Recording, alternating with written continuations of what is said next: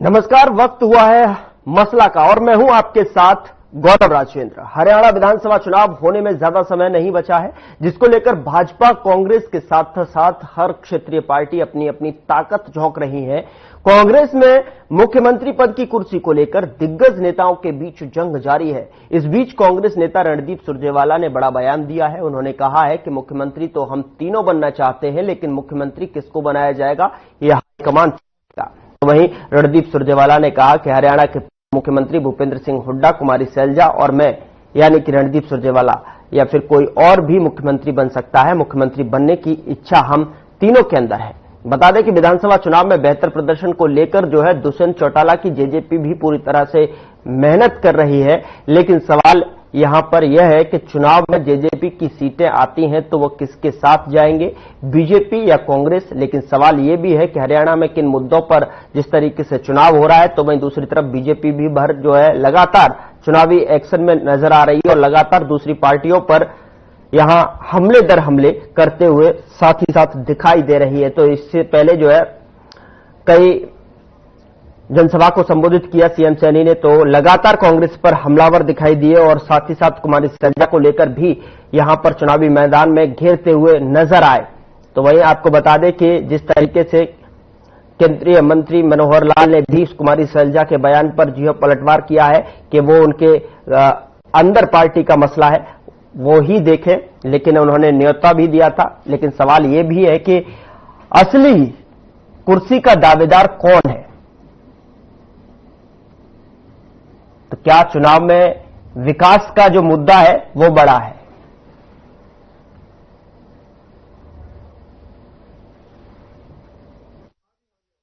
2014 से पहले हरियाणा में किस प्रकार से नौकरी देते थे भाइयों, कितना भ्रष्टाचार होता था, नौकरियों की बोली लगती थी।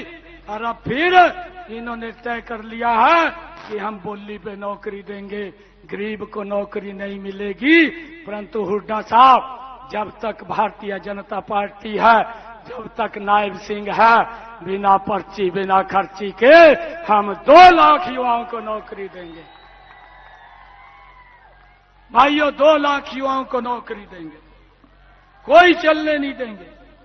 भाइयों, हमने ये भी निर्णय किया है आने वाले समय के अंदर हम अपने शहरी और ग्रामीण क्षेत्र के अंदर प्रधानमंत्री आवास योजना के तहत 5 लाख और नए मकान बना करके चाबियां सौंपने का काम आने वाले समय के अंदर हमारी सरकार करेगी। भाइयों, निर्णय किया जो भी अग्निवीर हरियाणा के अंदर आएगा उसको तुरंत हरियाणा सरकार में नौकरी देने का काम ये हमारी सरकार करेगी। और भाइयों, हमने यह भी निर्णय किया है कि अगर कोई अग्निवीर अपना कारोबार करना चाहता है, अपना बिजनेस करेगा, उसको बिना ब्याज के 5 लाख रुपए की राशि उपलब्ध कराने का काम भी हमारी सरकार, आपका सम्मान बढ़ाने के लिए काम करेंगे। भाई, हमारे पास विजन है, हमारे पास नीति है, हमारी नीयत भी है। कांग्रेस के पास ना नीति है, ना नीयत है, ना नेतृत्व है। बरवाले का नाम हरियाणा में हमारे रणबीर गंगवा जी ऊंचा करेंगे, आपको कोई चिंता की जरूरत नहीं है। ये उनके घर की दुविधा है, उनको सफाई देनी पड़ रही है। क्यों देनी पड़ रही है? इसका कुछ कारण होगा ना। आखिर तो और किसी के बारे में सफाई नहीं देनी पड़ रही, उनको इनके बारे में सफाई देनी पड़ रही है। इसका मतलब आप समझ सकते हैं कि अंदर क्या पक रहा है। कौन मुख्यमंत्री बनेगा, हर आदमी की आकांक्षा है। शैलजा जी भी बनना चाहेंगे, क्यों नहीं, मेरी बड़ी बहन है। चौधरी भूपेंद्र सिंह हुड्डा जी भी बनना चाहेंगे। हम तीनों के अलावा कोई और साथी का भी राइट हो सकता है, और प्रजातंत्र है ना। आखिर में ये निर्णय राहुल गांधी जी और खड़गे साहब करते हैं। जो वो निर्णय करेंगे वो हम सबको स्वीकार्य है। मैं तो पूर्व मुख्यमंत्री, मेरे लिए पिता समान है, उनका आदर करता हूं, उम्र की वजह से, दर्जे की वजह से। पर बचकाना बातें कर रहे हैं। शैलजा जी कांग्रेसी थी, हैं और रहेंगी। उन्हें मालूम नहीं है कि असली में श्रीमान मनोहर लाल जी को तो अब नरेंद्र मोदी जी कुरुक्षेत्र की रैली तक में नहीं ले गए, कहीं उनको देख के वोट ना टूट जाए। तो वो अपनी चिंता करें, कहीं उन्हें मंत्री पद से ना हटा दे जैसे मुख्यमंत्री पद से हटाया था। हमारे वाला तो ठीक है परिवार। हरियाणा में भारतीय जनता पार्टी को तीसरी बार एक स्पष्ट बहुमत मिलना तय है। कांग्रेस पार्टी जिस प्रकार की मुद्दे को सामने ला रहा है, हम आरक्षण बंद करेंगे, उनकी पार्टी के वरिष्ठ दलित नेताओं को अपशब्द कहना और विशेष करके जो प्रमुख मुद्दा है वो चाहते हैं बिना योग्यता के नौकरी दिया जाए, खर्ची के साथ नौकरी दिया जाए, पैरवी पे नौकरी दिया जाए। हरियाणा के नौजवान उसके खिलाफ मत देगा, ये दीवारों में स्पष्ट लिखा दिखता है। बिना खर्ची बिना पर्ची में हम नौकरी देना चाहते हैं, योग्यता के आधार पर नौकरी देना चाहते हैं, वो भ्रष्टाचार बढ़ाना चाहते हैं। इसलिए हरियाणा की जनता उनको मुंह तोड़ जवाब देगी।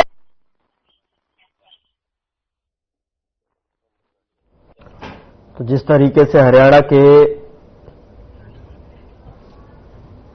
सियासी भूचाल जिस तरीके से हरियाणा की सरजमी पर दिखाई दे रहा है, राजनीतिक सरगर्मियां काफी तेज होती हुई नजर आ रही हैं। बार प्रतिबार जो है एक दूसरे की पार्टियों की तरफ से साफ तौर पर आए दिन देखने को मिल रहे हैं। लेकिन इस बीच जो है सवाल सीधा यही है कि क्या इस बार का जो चुनाव है वो उन चुनाव में विकास का मुद्दा बड़ा है। सवाल यह भी है कि इस बार जो है कौन होगा कुर्सी का असली दावेदार।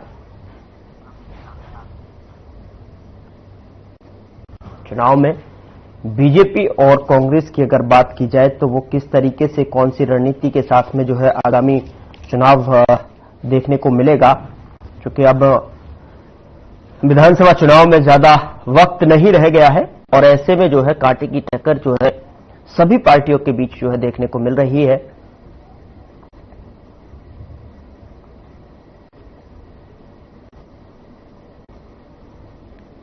जिस तरीके से जो है कांग्रेस और बीजेपी की अगर मैं बात करूं तो बीजेपी कांग्रेस पर आरोप लगाती हुई नजर आ रही है कुमारी सैलजा को लेकर जो है।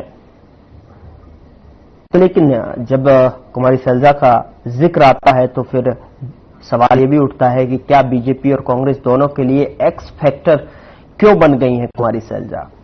तो कुमारी सैलजा की महत्वाकांक्षा सही है या गलत है, वो उनका हाईकमान आलाकमान तय करेंगे कि किस तरीके से जो है समझाइश की जाए और फिर से जो है जो नाराजगी है, जिस तरीके से कुमारी सैलजा ने अपना बयान दिया उससे तो साफ जाहिर है कि अब नाराजगी खत्म हो गई है। लेकिन क्या वाकई में नाराजगी खत्म हो गई है, ये चर्चा में हम टटोलने की कोशिश करेंगे। तमाम दिग्गज पैनलिस्ट हमारे साथ मौजूद होंगे।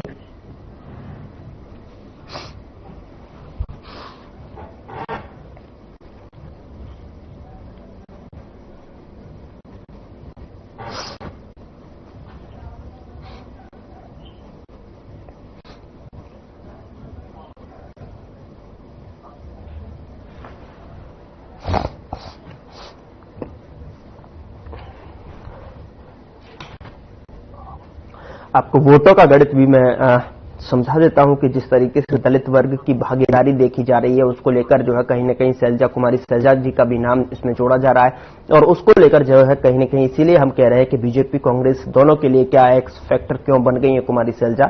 तो उसको देखते हुए अगर बात की जाए तो दलित वर्ग की जो भागीदारी है 2011 की जनगणना के हिसाब से अगर बात की जाए तो 20.2% यहां पर दलित वर्ग की भागीदारी स्पष्ट तौर पर देखने को मिलती है। तो वहीं जाट की अगर बात की जाए तो जाट फैक्टर 25% के साथ में यहां पर दिखाई दे रहा है और जाट और दलित कहा जाता है कि जाट और दलित जब 45% दोनों एक मुश्त होकर जो है एक साथ अगर दोनों का वोट किसी पार्टी के पक्ष में पोल हो जाए तो सत्ता तक पहुंचने का रास्ता आसान हो जाता है। तो क्या सियासी समीकरण यहां पर दलित और जाटों को साधने की कोशिश की जा रही है और कहीं ना कहीं कांग्रेस की तरफ से अगर बात की जाए तो कांग्रेस की कोशिश यही रहेगी कि एंटी इनकम्बेंसी वोट पाने की जुगत पूरी तरीके से यहां पर जारी रहेगी। इसी को लेकर मसला में आज जो है चर्चा करेंगे। तमाम पैनलिस्ट जो है दिग्गज पैनलिस्ट जो है हमारे साथ इस डिबेट का हिस्सा हो रहे हैं, उसका परिचय जो है उनका मैं तारुफ आपके साथ करा देता हूं।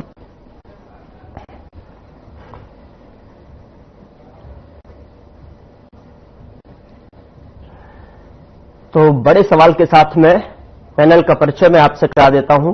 सवाल यही कि क्या चुनाव में विकास का मुद्दा बड़ा है या फिर राजनीतिक जिस तरीके से नाराजगी चल रही है उसको लेकर जो है खींचतान अभी भी बनी हुई है। तो हमारे साथ पैनल जुड़ा हुआ है। पैनल का तारुफ मैं आपके साथ करा देता हूं। कृष्ण कुटेल जी है, प्रवक्ता एनएलओ की तरफ से जो है हमारे साथ जुड़ रहे हैं। स्वागत है सर आपका। राजवीर रोहिला जी, प्रवक्ता बीजेपी की तरफ से जुड़ रहे हैं, बीजेपी का पक्ष जो है रखते हुए नजर आएंगे। विनय यादव, प्रवक्ता आम आदमी पार्टी की तरफ से, बहुत स्वागत सर आप दोनों का। और योगेश सहवाग, प्रवक्ता कांग्रेस की तरफ से हमारे साथ जुड़ रहे हैं। स्वागत है सर आपका हमारे इस खास डिबेट शो मसला में। तो सबसे पहले सर मैं आज शुरुआत करना चाहूंगा सहवाग जी आपसे। योगेश जी, क्या सब कुछ कांग्रेस के अंदर सब कुछ ठीक चल रहा है? जिस तरीके से दूसरी पार्टियां आरोप लगा रही हैं कि आपकी पार्टी के अंदर जो है सब कुछ ठीक नहीं चल रहा है। और दूसरा सवाल इससे जुड़ा हुआ मेरा आपसे यही है कि कांग्रेस में कितने सीएम है साहब, कितने सीएम के चेहरे? देखिए, आपके सभी दर्शकों को और सभी प्रवक्ता साथियों को राम राम। जहां तक देखिए गौरव जी, आपका प्रश्न बड़ा वाजिब है। आज जो है हालात ऐसे हो गए हैं भारतीय जनता पार्टी के, जो मुद्दे हैं उन्होंने मुद्दों से ध्यान भटका के जनता का मुद्दे हैं। आज किसानी का मुद्दा है, जवान का मुद्दा है, पहलवान का मुद्दा है, हमारे लिए सबसे बड़ा मुद्दा भ्रष्टाचार और रोजगार का सबसे बड़ा मुद्दा है।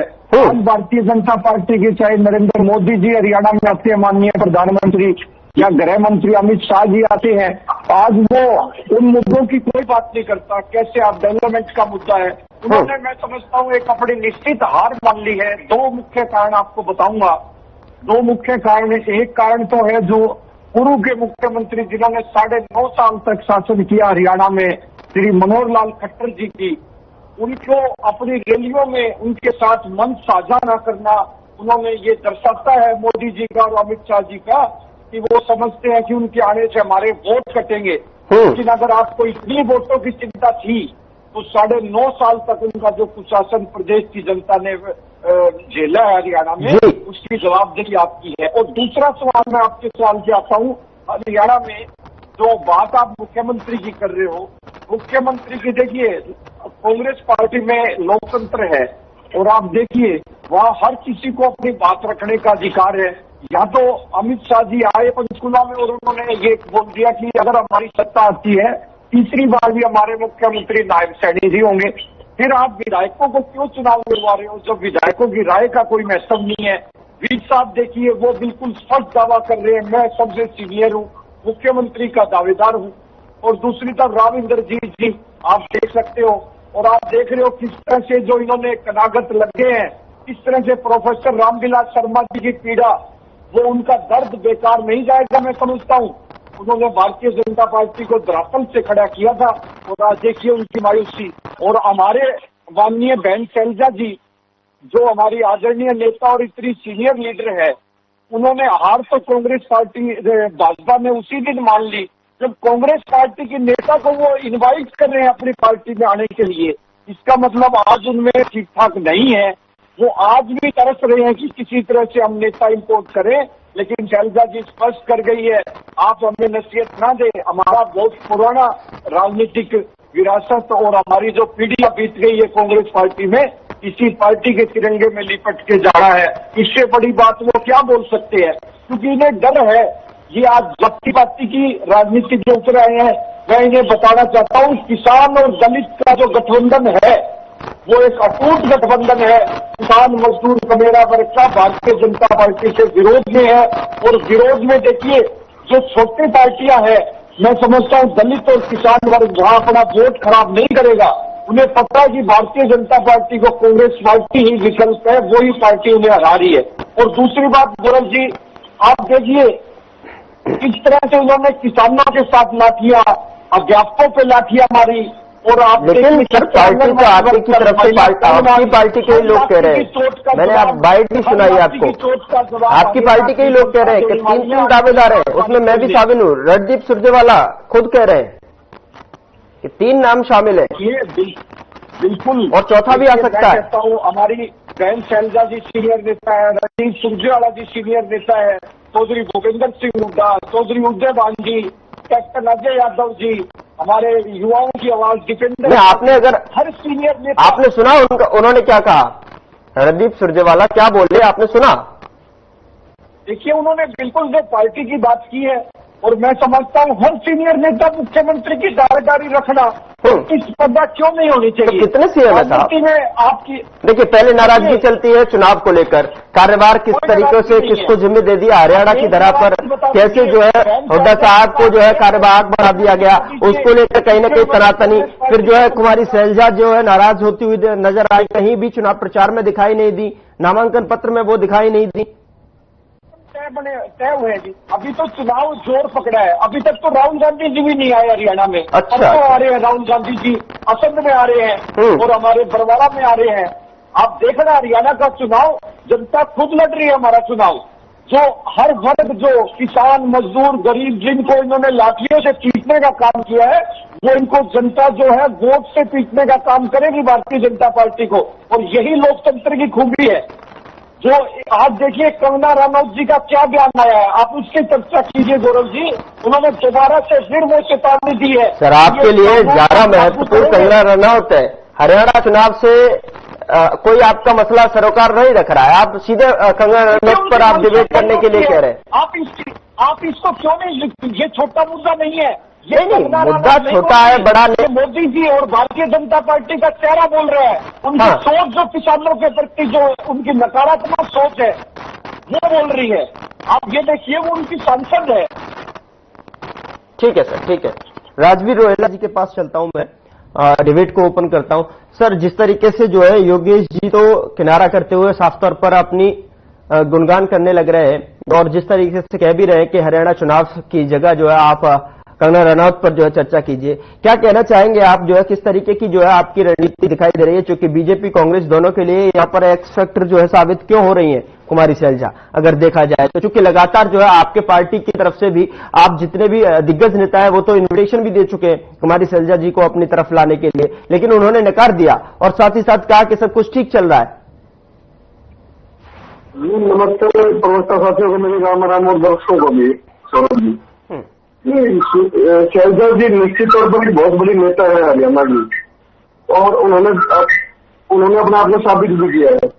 वो एमपी भी रही है, एमएलए भी रही है, मंत्री भी रही है। तो जाहिर तौर पर देखो, वो दलित नेता है वो, ठीक है ना, वो भाई कांग्रेस में। लेकिन जो दलितों का हाल कांग्रेस में होता है, अशोक तंवर का, सीताराम केसरी जी का, या बड़े नेताओं का जो लोग हाल करते, क्योंकि जो पोटेंशियल होता है उसी को खत्म करने की साजिश ये लोग करनी शुरू कर देते हैं। लेकिन मैं एक मुद्दा देना चाहूंगा, क्योंकि शैलजा जी ने अपनी स्थिति स्पष्ट कर दी, तो मुझे लगता है इस मुद्दे की कोई ज्यादा बहस की जरूरत नहीं है। एक बात आती है मुद्दों की, जो मुद्दों की आप मुद्दों से भटक रहे हैं। क्या मेरिट पे नौकरी मुद्दा नहीं है हरियाणा के लिए? क्या मैं तो 1.5 लाख नौकरियां मेरिट पे नौकरी बिना पर्ची दिए, वो मुद्दा मतलब जमीन पे नहीं, वो मुद्दा जमीन पे है, हर गांव में है वो मुद्दा। क्योंकि जो इन लोगों का जो एक मानसिकता बाहर आई है इनके नेताओं के माध्यम से, मतलब इतना कोटा मेरा है, इतना कोटा मेरा है, ये कोई छोटी बात नहीं है हरियाणा के युवाओं के लिए। ये बड़ा मजाक किया जा रहा है कांग्रेस द्वारा, और कांग्रेस की जो मानसिकता है, जो प्रकार में लोगों ने जो नौकरी नौकरियां बांटी है, वो चीजें आगे क्या करना चाहते थे। लेकिन जनता जागरूक, आज का युवा लाइब्रेरी में जाता है, आज का युवा मेरिट पे नौकरी लेना चाहता है, आज का युवा पढ़ के कामयाब होना चाहता है, लेकिन जुगाड़ से। क्योंकि हरियाणा में जो जुगाड़ है वो कम से कम नौकरी वो तो नहीं चलेगा। तो एक और बात है, इनके नेता को स्थिति स्पष्ट करनी चाहिए। ठीक है राजनीति आपको इंटरप्ट करना पड़ रहा है, लेकिन एक छोटे से ब्रेक के लिए यहाँ पर मैं रुक रहा हूँ। ब्रेक के उस पार जो है मैं आप ही से शुरुआत करूंगा, लेकिन सवाल यही बना हुआ है कि क्या चुनाव में विकास का मुद्दा जो है आज भी बड़ा है, या फिर जिस तरीके से पर्ची खर्ची की जिस तरीके से बात राजवीर जी करते नजर आ रहे हैं वो यहाँ पर बड़ी साबित होती हुई नजर आ रही है। एक छोटे से ब्रेक के लिए रुक रहा हूँ। ब्रेक के उस पार जो है चर्चा का दौर लगातार जारी है।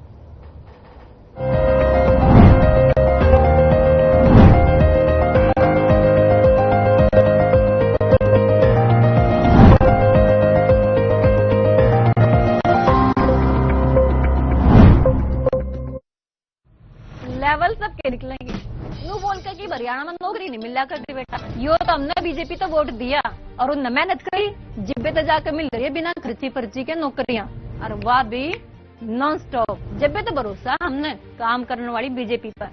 ना कि नौकरी बेचने वाले दलाला पर। कमल का बटन दबाओ, बीजेपी को जिताओ।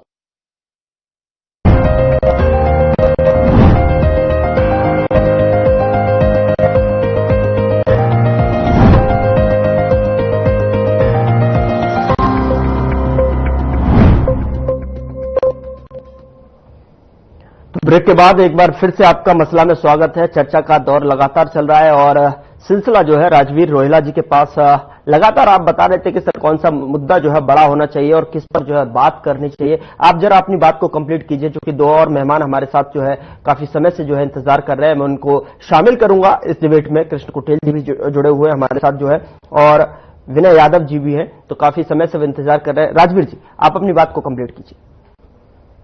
कांग्रेस में जो जुगाड़ की राजनीति को लाना चाहते हैं, जो दावा कर रहे हैं, वो जुगाड़ की राजनीति हरियाणा में चलने वाले नहीं। एक होगा मेरिट पे नौकरी बिना पर्ची बिना करती 5-10 सीटों से रोजगार मिले। एक मुद्दा ये मुद्दा हर घर में है। हर युवा से आप किसी भी युवा से बात कर लीजिए, हमने 1.5 लाख नौकरियां ऐसे नहीं दी। हमने हर गांव में 20-30 दुकानों 200 नौकरियां बच्चों को मिली है। लेकिन पहले क्या मिलता था, पैकेट लोगों को मिलती थी, भाई भतीजों को मिलती थी, रिश्तेदारों को मिलती थी, या पैरवी में मिलती थी या खर्ची से मिलती थी। ये हमने 49 लाख राशन कार्ड बनाए।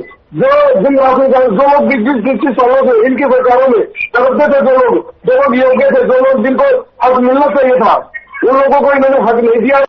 भारतीय जनता पार्टी की मनोरमा और नायब समिति की सरकार ने दिया। ये मुद्दा नहीं हो सकता क्या? ये मुद्दा है।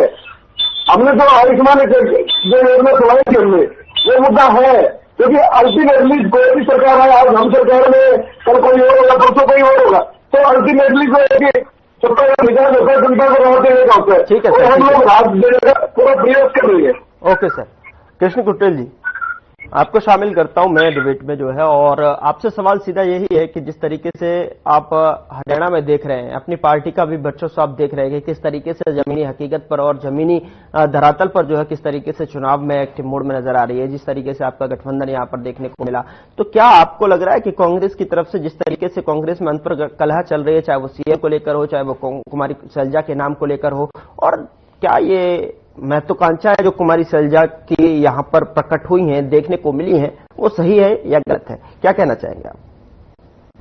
गौरव जी, आज इस हरियाणा प्रदेश के अंदर मुख्य रूप से भारतीय जनता पार्टी और कांग्रेस जो है, यहां पर भारतीय जनता पार्टी के शासन को 10 वर्षों तक जो की जनता ने देखा और किस प्रकार से जो की जनता के साथ बर्ताव भारतीय जनता पार्टी का रहा है। और आज के समय के अंदर भारतीय जनता पार्टी के अंदर बड़ा पैमाने पे जो है कि जो भगदड़ हुई है, तो निश्चित तौर पर जो है कि वो हार का कारण है जी। दूसरा जो है कि जो कांग्रेस पार्टी है, कांग्रेस पार्टी के अंदर अब पहले भी जो है कि डिबेट पर कई बार इस बात को बोल चुके हैं कि कांग्रेस के गुटों के अंदर जो है कि वो बटी हुई है। जैसे कि मुख्य रूप से आज कुमारी शैलजा का जो है कि दलित को लेकर के वो आज नाम आगे की ओर है।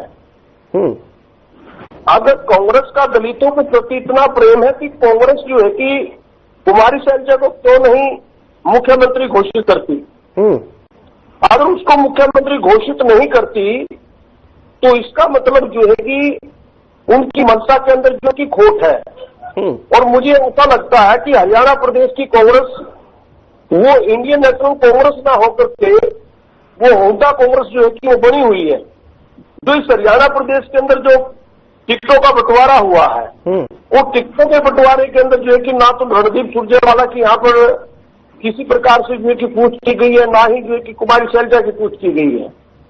और यहाँ पर जो है कि भूपेंद्र सिंह हुड्डा ने एक तरफा जो है कि अपने लोगों को आगे करके जो है कि वो टिकटों का वितरण किया। और मुझे ऐसा लगता है कि भूपेंद्र सिंह हुड्डा ने अपने शासनकाल के दौरान जो किसानों की जो जमीन की कौड़ियों के भाव खरीद करके अमीरों को जो है कि वो बड़े दामों पर बेचने का काम किया है।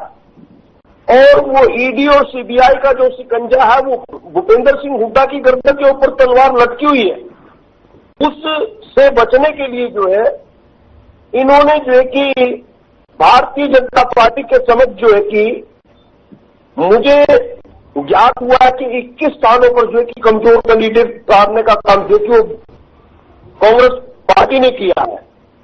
और यहां पर सवाल जहां पर है इंडियन नेशनल लोकदल और बहुजन समाज पार्टी का, और ये गठबंधन जो है किसान और कबेरे वर्ग का गठबंधन है, और इंडियन नेशनल लोकदल और बहुजन समाज पार्टी जो है कि जमीनी स्तर की दोनों पार्टियां हैं, जमीनी स्तर पर काम करती है, हवाई के अंदर कोई काम नहीं करती है, और जो कहती है उसको पूरा करने का काम करती है। चाहे आप देवीलाल जी के शासन को लें, चाहे चौधरी ओम प्रकाश चौटाला जी के शासन को लें, उन्होंने जो भी जनता के साथ वायदे किए हैं उनको पूरा करने का काम किया है।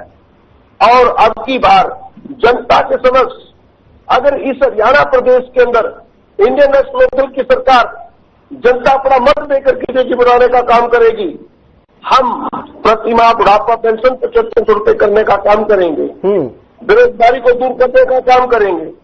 अगर कोई रोजगार से वंचित साथी रह गया तो उसको हम 21,000 रुपये बेरोजगारी भत्ता देने का काम करेंगे, सिलेंडर को फ्री देने का काम करेंगे, 1100 रुपये जो है कि रसोई के लिए खर्च करने का काम करेंगे, बिजली, पानी, शिक्षा, स्वास्थ्य ये सब मुक्त करने का काम करेंगे। और जो स्मार्ट मीटर कांग्रेस के शासनकाल के दौरान लगे और भारतीय जनता पार्टी ने भी जो है कि इनको बरकरार रखा, तो इन स्मार्ट मीटरों को जो है कि फाड़ फेंकने का जो है कि काम इंडियन नेशनल लोकदल की सरकार जो है करेगी। और कल से इस हरियाणा प्रदेश के अंदर अलग प्रकार से जो है कि वो लहर होगी, क्योंकि कल जगत ताऊ देवीलाल जी का जन्मदिन है और उस चाणा के अंदर एक बड़ा पैमाने पर रैली नहीं रेला है, और आदरणीय बहन कुमारी भारती जी जो है कि उसकी चीफ गेस्ट है वो संबोधित करेंगी, और फिर यहां पर कांग्रेस और बीजेपी जो है कि आपको बिखरती हुई नजर आएगी। और इस हरियाणा प्रदेश के अंदर जो सरकार होगी वो इंडियन नेशनल लोकदल की सरकार होगी, और चौधरी अभय सिंह चौटाला जी जो है कि हरियाणा प्रदेश के मुख्यमंत्री होंगे। ठीक है सर, राजनीति में ये अक्सर देखने को मिलता है कि हर एक राजनीति का नुमाइंदा जो है अपने आप को अव्वल जो है प्रमाणित करता हुआ साफ तौर पर दिखाई देता है, और करना भी चाहिए क्योंकि आपकी पार्टी और आप जो है चुनाव मैदान में हैं। और इस बीच जो है विनय जी, मैं आपके पास आना चाहूंगा, क्या कहना चाहेंगे जो है जिस तरीके से मैनिफेस्टो की बात हो और तमाम सारी गारंटियों के बीच में जो है आपकी पार्टी इतनी दिग्गज पार्टियां सामने हैं, उनको जो है आप प्रतिद्वंदी मानते हुए किस तरीके से चुनाव प्रचार जो है चुनाव मैदान में आप एक्टिव दिखाई दे रहे हैं? देखिए, आपने जिन दिग्गज पार्टियों का नाम लिया, कोई 100 साल से ज्यादा पुरानी पार्टी है, कोई 50 साल से ज्यादा पुरानी पार्टी है, लेकिन इन्हीं पार्टियों को देखो हमने दिल्ली में बिल्कुल साफ कर दिया। और चार कहते हैं ना कि 4 लोग पहले चुनाव में, तो जब 4 लोग भी नहीं आए, 3 ही रह गए बस भारतीय जनता पार्टी के। तो और पंजाब में भी देख लिए प्रचंड बहुमत, 92 हमारे विधायक आए, वहां पर भी हमने साफ कर दिया। माफ कीजिए, ओके जी, ये आवाज आ रही है आपको? जी जी, आपकी आवाज आ रही है, आप कंप्लीट कीजिए जी। ओके ओके, तो ऐसा कुछ नहीं है। और देखिए, हम पहले भी कहते आ रहे हैं कि हमारा बहुत साफ सुथरा हमारा विजन है। हम वही जो 5 गारंटी हमने दी हैं, शिक्षा, स्वास्थ्य, बिजली, पानी, युवाओं के लिए रोजगार, महिलाओं के लिए सम्मान राशि, तो हम उसी को लेकर आगे चल रहे हैं। दिल्ली और पंजाब के मॉडल को लेकर आगे चल रहे हैं। हमारे सामने जो भी आएगा, चाहे वो भारतीय जनता पार्टी हो या कांग्रेस हो या कोई और पार्टी हो, हमें उससे कोई फर्क नहीं पड़ता है। तो हमारे लिए तो जो भी सामने आएगा वो प्रतिद्वंदी है। तो और 7 गारंटियां हैं आपके और 5 गारंटी आपकी। जी, देखिए, गारंटी तो कोई भी दे देगा। देखिए, अब आप देखिए, गारंटी जो है मोदी जी की जो गारंटी जो पहले चलती थी 2014 के बाद, अब वो नहीं चलने वाली है। इसका मुख्य, अगर आप वापस 2014 में जाएं, जब आपने ये सवाल पूछा है, तो मुझे थोड़ा सा पीछे जाना पड़ेगा, और उसकी वजह है, देखिए, हरियाणा में 4 एमएलए से 45 एमएलए का जो सफर है, जो भारतीय जनता पार्टी ने तय किया, वो कहीं ना कहीं जो 2014 में जो कांग्रेस के खिलाफ जो आंदोलन से जन्मी हमारी पार्टी ने पैदा किया, और कहीं ना कहीं उसका फायदा उनको हुआ।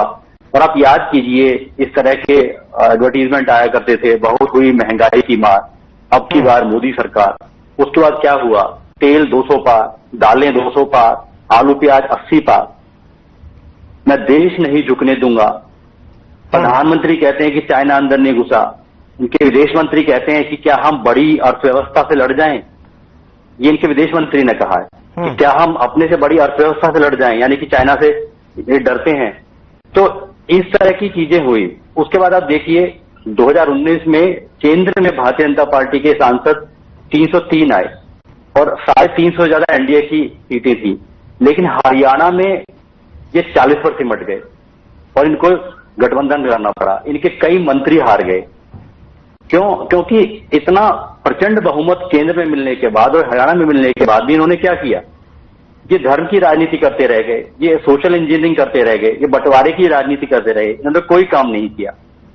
तो उसके बाद अब 2024 में जब मोदी जी देखिए 240 भारतीय जनता पार्टी आ गई, 2 बैसाखियों पर उनकी सरकार चल रही है, तो हरियाणा में तो अब ये साफ ही हो जाएंगे। क्योंकि जिस तरह आप ट्रेंड देखिए 2019 में सीटें बढ़ी, तब भी इनकी सीटें हरियाणा में कम हो गई और अब तो केंद्र में इनकी सरकार अल्पमत की सरकार ये चला रहे हैं, तो हरियाणा में इनका साफ होना जाहिर है। तो इसलिए देखिए हरियाणा में भाजपा के विरोध में लहर है, ये सत्ता विरोधी लहर है हरियाणा के अंदर। अब जनता विकल्प के तौर पर किसको चुनेगी देखिए ये तो 8 तारीख को पता चल ही जाएगा, लेकिन भारतीय जनता पार्टी जो है उसका जाना तो तय है। जी आप कुछ कह रहे थे। और कांग्रेस की तरफ से क्या कहेंगे आप? भारतीय जनता पार्टी पर आपने कमेंट की, कांग्रेस को किस तरीके से ले रहे हैं आप? जो है 10 साल का कांग्रेस का शासन जनता देख चुकी है भारतीय जनता पार्टी से पहले, और इनकी भी कहीं ना कहीं डबल इंजन की सरकार थी, केंद्र में भी इनकी सरकार 10 साल, और ये नहीं कर पाए। जिस तरह से सिर्फ रोहतक में काम हुआ, एक क्षेत्रवाद की राजनीति इन्होंने की, कहीं ना कहीं जनता के सामने वो मुद्दे थे और जनता ने इनको उस वक्त नकार दिया। अब जनता तो मौका देना चाहती है ना कि अभी आपका जनाधार नहीं है, तो वो जो है आपको इतनी सीरियस नहीं ले रहे।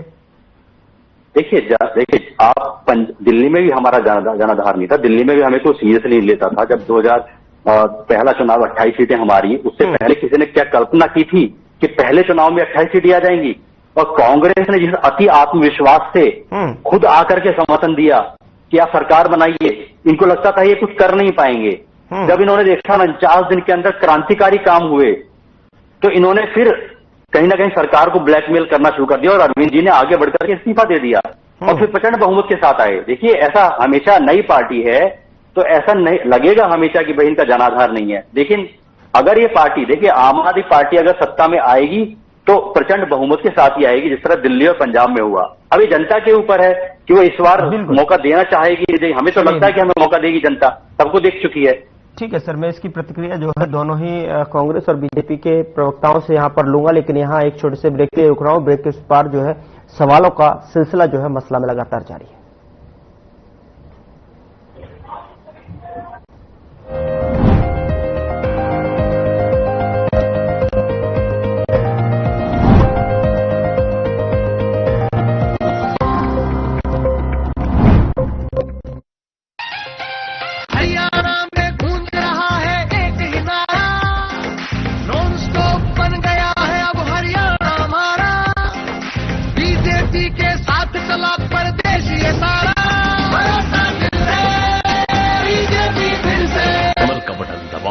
बीजेपी को जिताओ।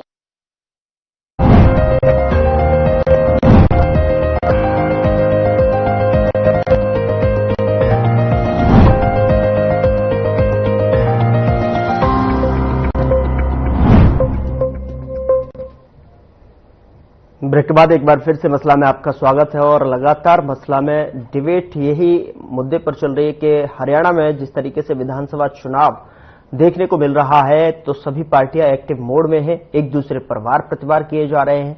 तो कौन सी पार्टी किस तरीके से जो है मुद्दे को भुनाने की कोशिश कर रही है, यही टटोलने की कोशिश कर रहा है। और अभी जो है ब्रेक से पहले जो है विनय जी के पास था, मैं विनय जी ने सवाल छोड़ा है तो मैं उसकी प्रतिक्रिया जो है राजवीर जी मैं आपसे लेना चाहूंगा।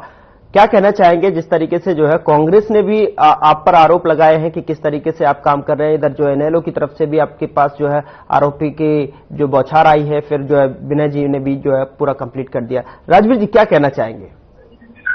नहीं, आप ये बताइए आम आदमी पार्टी का कोई जनाधार हरियाणा में है क्या? 2019 में लोगों की जमानत जब्त हुई थी और ये इनको भी पता है, इनके पास पूरे कैंडिडेट भी नहीं है, फिर इन्होंने गठबंधन किया कांग्रेस के साथ, तो कांग्रेस के साथ कुरुक्षेत्र में लड़ेंगे लोग। तो ये गुड़ खाओ तो गुड़ से परहेज करो। जो पंजाब में वो गठबंधन करते नहीं, हरियाणा में गठबंधन करते हैं, तो ये रिश्ता क्या कहलाता है? जनता तो ये भी पूछ लेते हैं कि नहीं से भाई ये कोई इनू कैसे चल रहा है इनका पर्दे के पीछे। तो जनता सब जानती है इन लोगों को, ये भगोड़े लोग हैं, ये इनका कोई मतलब नहीं है। जो इन्होंने दिल्ली में करप्शन किया है, जो रिकॉर्ड किया इन लोगों ने, पर्दे के पीछे कौन से खेल की बात कर रहे हैं सर आप? हाँ जी, पर्दे के पीछे कौन से खेल की बात कर रहे हैं? ये पर्दे के पीछे इन लोगों का मतलब जो खेल चल रहा है सब समझते हैं। क्योंकि अभी कभी तो क्या बोलते थे इंडिया के गठबंधन में हिस्सा है, कभी बोलते थे नहीं है। तो स्पष्ट तो होना चाहिए जनता के पास एक क्लियरली होना चाहिए हम यहाँ है, ये यहाँ है। लेकिन ये परिस्थितियों के साथ कभी भी साथ हो जाते, कभी उन्होंने बताया कि वो जिस तरीके से जो है पंजाब का भी उदाहरण दिया, उन्होंने दिल्ली का भी एग्जाम्पल दिया। हमने बताया ना चले दिल्ली में जो इन्होंने घोटाले घपले किए हैं वो पूरी जनता को पता है। इन लोगों ने एक सुकून नहीं बनाया 8-10 साल में, लेकिन दावा रोज ये दक्षिण का पलटना करते हैं। ये जब भी कोई पानी की समस्या आती है तो हरियाणा को तोड़ देते, पढ़ाने की समस्या आती है तो हरियाणा को तोड़ देते। एफआईआर की समस्या है, एफआईआर पर इनका जो बड़ा नेता है मुख्यमंत्री की तिहाड़ किया है, वो पंजाब में बोलता था कि हमसे क्या हरियाणा को पानी की जरूरत है, ये पानी हरियाणा के लिए। तो ये कौन लोग है? देखो हरियाणा में इलेक्शन लड़ रहे हैं, हरियाणा को पानी देने के लिए मना कर रहे हैं, लेकिन इन लोगों को मतलब मैं तो क्या बोलूं, जिस जमीन जिस धरती पे आप हो, जिस धरती से आज खा रहे हैं आप लोग, आप उसका भला नहीं चाहते, तो आप लोगों को जनता वोट क्यों दे? आपने जो ड्रामा रचा, जो इवेंट मैनेजमेंट किया, मोहल्ला कॉलोनी की है, वो मैंने कल भी मीना भाई का बताया था, 63,000 आपने जो टेस्ट किए थे वो एक नंबर पे मतलब वो पेमेंटें हुई है सारी। 25,000 जो बेंच भर्ती किए थे आपने, वो तनख्वाह किसको गई है? जो लगे ही नहीं वो उनको गई है। जो 13 प्लॉट आपको डीडीए ने दिए थे उन पर आपने एक सिंगल ईट नहीं लगाई 8-10 साल में, उनको उसको आपने बना दिया लगा। आज वो तो पुराने स्कूल पहले दूसरे राज्यों में बने थे, उन्हीं का निपा पोती करके आपने इवेंट मैनेजमेंट कर दिया अपना। जो मरसों लगाए थे अपने कौन लोग लगाए हैं? वो आपके वर्कर लगाए आपने, जनता की हकमारी किया, जनता की हकमारी की आप लोगों ने। जब मोहल्ला क्लिनिक खोले आपने, वो अपने कार्यकर्ताओं ने घोटों में 5 गुना 10 गुना किराया उनको दिया जा रहा है, वो जनता का पैसा लुटा जा रहा है। जो शराब घोटाला हुआ, जो सत्येंद्र जैन जी अपने आप को देखना साबित नहीं कर पा रहे 2 साल से भीतर है, वो आजादी की लड़ाई में नहीं गए वो लोग। ठीक है, तो नेक्स्ट साहब में तेलंगाना तक गया है, ये कविता भी अंदर गई थी शराब घोटाले में। तो ये सब पब्लिक को पता है। तो आप लोगों का जो इवेंट मैनेजमेंट है गुजरात में आपके एमएलए कहाँ गई? ठीक है, आप लगातार आम आदमी पार्टी को घेर रहे हैं। कांग्रेस ने भी आरोप लगाया ना सर कि कांग्रेस की जो है नसीहत देने की क्या आवश्यकता पड़ रही है? आप अपने घर में देखिए, आप अपने घर में झांकिए, वो तो लगातार कह रहे हैं, आप दूसरों को जो है ब्लेम कर रहे हैं। नहीं सर, मैं आपको एक बात बताऊं। जी बताएं। सार्वजनिक जीवन में जो होता है, पूरे पॉलिटिक्स में तो एक्टिविस्ट है, उसका कुछ भी निजी नहीं होता, क्योंकि वो लोगों को इफेक्ट करता है। उसका कुछ भी निजी नहीं होता है, उसका इफेक्ट करता है। तो ओपिनियन देने का हर किसी का हक है। ओपिनियन भारतीय जनता पार्टी ने अपना पक्ष रखा, सेंसर ने अपनी बात मीडिया में के साथ कर दी, मुद्दा खत्म हो गया। लेकिन कांग्रेस की जो चल रहे हैं हमने खाते, जो कांग्रेस में जो घटनाएं घट रही है, सुरजेवाला जी ने बोला ये मतलब क्या नाम है, मुख्यमंत्री नहीं बन सकता। एक बात और बताओ सौरभ जी, इनके तो हर जिले में मुख्यमंत्री है, क्योंकि सोनिया जी ने 2005 में जब इनका जब शुरू में सत्ता में आए थे ना 2005 में, तो सोनिया जी ने हर इलाके से मुख्यमंत्री पैदा कर दिया था। फिर बोला किसको भूपेंद्र सिंह हुड्डा को, तो भगवान जी की क्या हालत है सबको पता है। उसके बाद कितने घटनाक्रम है तो वो सारे पब्लिक को पता है इस जगह। तो कांग्रेस अपना घर संभालने बहुत है। ठीक है योगेश जी। मैं पहले बात करता हूं भाजपा के प्रवक्ता की। उन्होंने एक बात बोली कि हमारे समय में पर्ची खर्ची नहीं चलती। हाँ। अब पर्ची खर्ची आप ये बताइए 2005 से 14 तक कोई पर्ची खर्ची जो चली हो उसके सबूत दीजिए, कोई एफआईआर दर्ज हुई हो, चार्ज फ्रेम हुआ हो, और मैं इनके समय के सबूत दे रहा हूं। स्टाफ सिलेक्शन में, एचपीएससी में किस तरह से अटेस्टी पकड़ी गई, नागर जी पे एफआईआर दर्ज हुई, और इनके भारत भूषण भारतीय पेवा वाले उनका इतना करप्शन पकड़ा गया, फिर भी खट्टर साहब ने उनको नहीं हटाया। बोले कि मैं नहीं हटाऊंगा। और आप देखिए किस तरह से इन लोगों ने अब एक नया मामला उजागर हुआ इनका, एचसीएस जो ब्लाइंड कोटे से एचसीएस लगाया इन्होंने और उनका ड्राइविंग लाइसेंस बना हुआ है, गाड़ी चलाते हुए पकड़े गए और देखिए वो भर्ती किए इन्होंने। और दूसरा मैं बताना चाहूंगा 78 एसपीओ गुजरात से भर्ती किए। क्या हरियाणा का नौजवान पढ़ा लिखा नहीं है? क्या वो कैपेबल नहीं है? क्यों इन्होंने डोमिसाइल की सीमा जो 15 साल होती थी उसको घटाकर 5 साल क्यों की? जवाब तो मांगेगी ना जनता। और देखिए क्यों आपने जो ओबीसी की क्रीमी लेयर की सीमा कांग्रेस सरकार में 8 लाख रुपए थी उसको आपने 6 लाख रुपए क्यों किया? किसके कहने पे किया? और क्यों आपने ओबीसी के अपने प्रदेश अध्यक्ष थे उनके साथ जो आपके कर्णदेव कंबोज जी उनके साथ आप न्याय नहीं कर पाए? क्यों आपके मोहनलाल बडोली है प्रदेश अध्यक्ष है आपके, उन्होंने खुद रिटर्न में शिकायत दी है कि मेरी खिलाफत की रमेश कौशिक ने, उन्हें न्याय नहीं मिला बल्कि रमेश कौशिक के भाई को ही टिकट दे दी।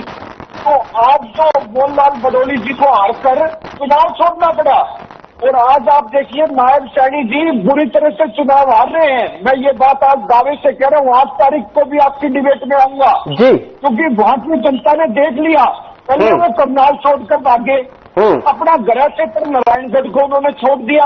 तो आप देखिए मुख्यमंत्री को बड़ी मुश्किल से सीट ढूंढनी पड़ी और वहां से भी चुनाव उनका निश्चित हार है। गौरव जी क्यों हार है उसका रीजन है इन्होंने कोई भी काम नहीं किया, युवाओं को रोजगार नहीं दिया, बच्चे लीक करवाए। और आप तो वो तो ये आरोप आपसे लगाते हैं सर। आ रहा हूं मैं राजवीर जी, आपसे ही लूंगा इनकी प्रतिक्रिया। लेकिन वो आरोप आप तो लगा रहे हैं कि आप जो है रोजगार के समय जो परीक्षा नहीं होने दे रहे, हम तो 1.5 से 2 लाख रोजगार दे रहे हैं, तमाम सारे एमएसपी गिना दिए उन्होंने। जो सबसे बड़ी झूठ की मशीन है भारतीय जनता पार्टी, जो प्रोपगंडा जो फैलाती है। प्रदेश की जनता ये समझती है, बेरोजगार युवा इनसे जवाब मांग रहे हैं और ये मुंह छिपाते घूमते हैं। मैं आपको बताऊं, हमारे यहाँ मनोहर लाल खट्टर जी आए थे एक समय जनता संवाद में, उन्होंने कहा कि हमारे पर्ची खर्ची नहीं चलती। एक नौजवान ने उसके सबूत दिए, बोले आप सबूत दीजिए। होमगार्ड का जवान था, ये देखिए, बोला विजिलेंस ने स्वीकार किया है। उन्होंने सबूत दिए तो उन्होंने कहा कि विजिलेंस ने माना कि भ्रष्टाचार हुआ है, उसको पकड़ के पुलिस ले जाती है। तो देखिए सवाल उठाओ 100 गुना और ये चाहते हैं कि हमारी तारीफ झूठी करे, ये प्रोपगंडा फैलाती है गौरव जी ये पार्टी। जनता में आपको ये एक बात दावे से कह रहा हूँ, ये पार्टी इस बार 2 के आंकड़े में नहीं आ रही, 2 का आंकड़ा पार नहीं कर पाएगी। और मुझे तो ये अंदेशा है इंडिपेंडेंट विधायक इनसे ज्यादा सीट लेने जा रहे हैं। भविष्यवाणी कर रहे हैं आप तो सब बैठ के। मैं ये जनता के बिहार पे ये इतनी बड़ी बात दावे से बोल रहा हूँ। ठीक है, राजवीर जी कुछ प्रतिक्रिया दे रहे थे, फिर उनके बाद कृष्ण कोटेल जी को शामिल करूंगा जी। अब ये हमारे में भ्रष्टाचार के आरोप लगाते कार्रवाई नहीं। भारतीय जनता पार्टी की सरकार ने नागर को किसने पकड़ा? नागर पे ट्रैप किसने किया? नागर के साथ एक महिला भी पकड़ी गई थी, आपको पता नहीं शायद इस बात का। मैं बताता हूँ, वो मुख्यमंत्री जी के आदेश पर हुआ था। जो पर्चे दर्ज हो रहे थे मुख्यमंत्री जी खुद करवा रहे थे, क्योंकि करप्शन में जड़ों में फैल चुका है। लेकिन जो भारतीय जनता पार्टी ने नजीर पेश की है, 1,47,000 की नौकरियां दी हम लोगों ने, आप लोगों ने 34,000 दी थी जी। अरे सुनो अब मैं जवाब दे दूं आपको, जवाब दे दूं, मैं जवाब दूंगा आपको, मैं देता हूं ना। सुनिए, जो ठेकेदारी प्रथा आप लोगों ने शुरू की थी उसमें कौन सा आरक्षण था? गौर सुनिए ना, आप सुना, मैं सवाल छोड़ रहा हूँ आपसे। तो ये घोषणा पत्र में देखिए, मैं आपसे सवाल पूछ रहा हूँ, आप जवाब देना। 1 मिनट मेरा सवाल सुन लीजिए। आपने घोषणा पत्र में से ये स्वीकार किया रोहिला जी कि हम 2 लाख पक्की नौकरी देंगे। इसका मतलब ये आपने स्टेटमेंट किया कि 10 साल तक आप पक्की नौकरी नहीं दे पाए। क्यों पद आपने खाली रखे? क्यों डॉक्टरों के पद खाली रखे? क्यों शिक्षा का पत्र खाया आपने? बताइए आप। मैं आगे की तो बात ही नहीं कर रहा हूँ, मैं तो जो 10 साल है मैं उनकी बात कर रहा हूँ ना। मैं वहां चेंज कर रहा हूँ, दावा किया है, मैं वहां चेंज कर रहा हूँ। घोषणा पत्र की सुनिए, जब घोषणा पत्र में बात आएगी तो मैं बात करूंगा आपसे। मैं प्रवक्ता हूँ, मैं फैक्ट में बात करने वाला हूँ, मैं इधर उधर की बातें नहीं करता करेंगी और मेरे रिकॉर्ड है। तो 1,70,000 घर हमने पक्की नौकरी, अब आप तो आपकी भर्ती रोको गई, अब भर्ती रोको गई कौन सा आपने 40,000 पक्की नौकरी दी हो, मैं दावा करता हूँ आप दीजिए। अरे सर यहाँ तो सुनो, हमारे यहाँ तो वो उस गरीब के घर से एक्सेस लगे हैं जिसके घर में दीवार भी नहीं था, जिसका मजदूरी करते थे। हरियाणा में 66 गाँव है, 20,000 बूथ है, आप किसी मुल्क में जाकर पता कर लीजिए, 1, 2, 5, 2, 100, 200 हर गांव में नौकरी मिलेंगी। तो ये परिवर्तन मनोहर जी ने करके दिखाया है, ठीक है ना। तो भारतीय जनता पार्टी फैक्ट से बात करने वाली पार्टी है, तो जनता को इस बात इसी बात का भरोसा है कि जब भारतीय जनता पार्टी जो करती है वो करती है। अब आपकी 2 लाख वाली बात करता हूँ जी, हमने जो 2 लाख पक्की नौकरियों की जो बात की है वो हम करके दिखाएंगे, क्योंकि हमने पिछले दिनों में करके दिखाया है, ठीक है ना। आप लोगों का क्या आता है, मेरे शर्मा क्या ध्यान देते हैं, मोदी क्या ध्यान देता है, कुलदीप शर्मा का लड़का क्या ध्यान देता है, आप हमें जवाब दीजिए, आप हमें जवाब दीजिए। बेरोजगारी युवाओं को, अरे सर सुनिए, जो पर्ची पर मेरे कॉलेज को फ्रेंचाइजी आप लोग खोल रहे हो, आप उसमें जवाब दीजिए। क्या आपकी फ्रेंचाइजी से युवा सहमत नहीं है? अब तो आपके हिसाब से तो जेल में जिसका बैग भारी होगा तो नौकरी मिलेगी, लेकिन हरियाणा की मनोहर सरकार और नाथ सेना की सरकार ने बिना खर्ची नौकरी दे के दिखाई, और नौकरी दे के दिखाएंगे हमारे भी। आपने कौन सी नौकरी दी, आप मुझे सबूत तो दीजिए। गुजरात से नौकरी, गुजरात में कितने भर्ती किए, क्या हरियाणा के नौजवान? ये तो ऐसा है, मेरी बात समझिए आप, हमारे बच्चे भी दूसरे स्टेट में लगते हैं, हमारे बच्चे भी जो करते हैं, की सीमा है, 15 साल है सीमा। हमारे बच्चे भी वहां लगते हैं। यहाँ आपने 15 साल से 5 साल क्यों की? क्या ऐसा दबाव था आप पे गुजराती गैंग का? क्यों आप गुजराती गैंग के इतना दबाव में हो? वो हरियाणा की जनता जवाब मांगेगी आपसे। गुजराती गैंग सरकार चलाती है, क्यों आपने नगर निगम में यात्री कंपनी है वो भी गुजरात की गैंग चलाती है। आपने उसको ब्लैकलिस्ट किसने किया? उसको ब्लैकलिस्ट किसने किया? गैंग को क्यों? उसको ब्लैकलिस्ट किसने किया? उसकी पेमेंट किसने रोकी? उसकी हरियाणा सरकार ने रोकी।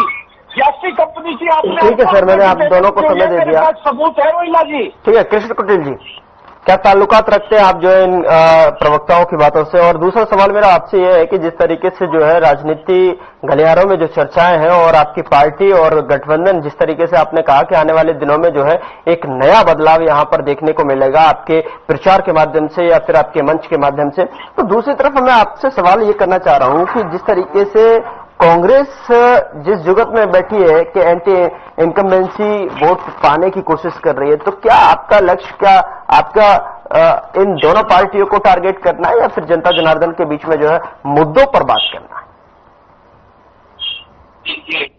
गौरव जी, क्या कांग्रेस और भारतीय जनता पार्टी के शासन को जनता नहीं जानती? जी, कांग्रेस का जो है कि भारतीय जनता पार्टी से पहले जो है कि शासन रहा है, तो किस प्रकार से जो है कि कांग्रेस ने अक्षेत्रवाद की राजनीति की है। और यहाँ पर हमारे कांग्रेस के प्रवक्ता बैठे हैं, एक रोहतक और जज्जर को छोड़ करके आप मुझे ये बताएं कि एक बड़ा प्रोजेक्ट जो है अन्य जिलों के अंदर क्या चौधरी भूपेंद्र सिंह हुड्डा ने देने का काम किया था? क्योंकि जी यहाँ पर जो है कि उन्होंने रोहतक और झज्जर के लोगों को ही जो है कि ज्यादातर नौकरी देने का काम किया है। दूसरी बात यहाँ पर जो देखने को मिलती है, योगेश जी आ रहा हूं मैं आपके पास, कांग्रेस के सामने जो है कि आज जनता एक प्रश्न कर रही है, क्योंकि ज्यादा समय तक जो है कि कांग्रेस ने इस हरियाणा प्रदेश और देश के अंदर शासन करने का काम किया है। और जिस शेड्यूल कास्ट का जो कोटा है, रिजर्वेशन है, क्या कांग्रेस पार्टी ने उसको पूरा करने का काम किया है? आज भी 42,000 नौकरियां जो है उनका बैकलॉग जो है कि वो पूरा नहीं हुआ। बैकवर्ड कम्युनिटी का भी जो बैकलॉग 64,000 नौकरियों का है वो भी पूरा करने का काम नहीं किया। दूसरा जो है, यहाँ पर भारतीय जनता पार्टी जो बड़े बड़े दावे जो है कि जता रही है जी कि हमने बिना पर्ची के जो है कि नौकरी देने का काम किया है। भी करोड़ों रुपए जो टैक्सी है वो किसके कार्यालय से पकड़ी जाती है? आपके रणधीर गोविंद जो आपकी सरकार के अंदर शामिल थे वो किस प्रकार की बात करती हैं? और जो पेपर लीक हुए वो आपकी सरकार में हुए या किसी और दूसरों की सरकार में हुए हैं। ठीक है सर, बात तो अपनी कंप्लीट कीजिए जल्दी, मुझे फाइनल कमेंट की तरफ बढ़ना है।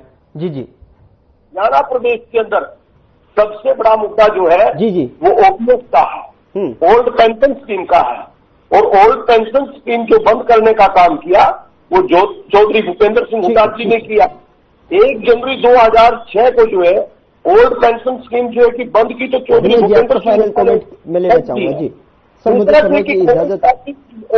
भारतीय जनता पार्टी ने भी इसको लागू करने का काम नहीं किया है और आज कांग्रेस किस मुंह से कह रही है कि अब ओल्ड पेंशन स्कीम जो है कि लागू करने का काम करेंगे। ठीक है, तो सत्ता विनय जी आपका फाइनल कमेंट आप मुझे दीजिए, फिर चूंकि समय मुझे इजाजत नहीं दे रहा है। जी कहना चाहूंगा कि जिस तरह अरविंद केजरीवाल जी जो हमारे कट्टर ईमानदार नेता हैं वो जनता की अदालत में जाकर कहते हैं कि अगर आप मुझे वोट दोगे तो मैं कुर्सी पर बैठूंगा, अगर आप मुझे वोट नहीं दोगे तो मैं मान लूंगा भ्रष्टाचारी हूं। देखिए अदालत में जांच चल रही है, जनता की अदालत में वो खुद चले गए हैं। तो मैं चुनौती देता हूं भारतीय जनता पार्टी के प्रवक्ता को कि उनके खट्टर साहब जिन्होंने 9.5 साल शासन किया और अब जो नायब सैनी साहब हैं वो जनता के सामने आकर कह दे कि हमने काम किया तो हमें वोट देना वरना मत देना। मैं चुनौती देता हूं। ठीक है राजवीर जी, फाइनल कमेंट आपकी तरफ से 5 सेकंड में प्लीज। आम आदमी पार्टी का हरियाणा में कोई जनाधार नहीं है। 90 की 90 सीटों पर इनकी जमानत जब्त होनी है। आने वाला समय सिर्फ और सिर्फ भारतीय जनता पार्टी और नायब सैनी का है। ठीक है योगेश जी, फाइनल कमेंट। गौरव जी, जो हमारी 7 गारंटी है मैं समझता हूँ वो हरियाणा में एक बहुत बड़ा बदलाव लेके आ रही है और मैं समझता हूँ हरियाणा में जनता बदलाव की ओर है और कांग्रेस पार्टी बड़ी मजबूती से एक थम्बिंग मेजोरिटी से हरियाणा में वापसी कर रही है। चलिए बहुत बहुत शुक्रिया आप सभी मेहमानों का, कृष्ण कुटेल जी, राजवीर रोहिला जी और विनय यादव, योगेश सिहाग जी, बहुत बहुत शुक्रिया आपका हमारे साथ चर्चा में शामिल होने के लिए और अपनी बात रखने के लिए। लेकिन सवाल लगातार यहां पर हरियाणा की सरजमीन में जिस तरीके से विधानसभा का चुनावी रण सजा हुआ है और सभी दिग्गज जो पार्टियां हैं वो मैदान में आमने सामने वार प्रतिवार करती हुई नजर आ रही है, लेकिन जनता अपना जनार्दन किसे देती है वो आने वाला वक्त बताएगा। लेकिन सवाल यही बना हुआ है कि कौन होगा कुर्सी का असली दावेदार। फिलहाल मसला में इतना ही। नमस्कार।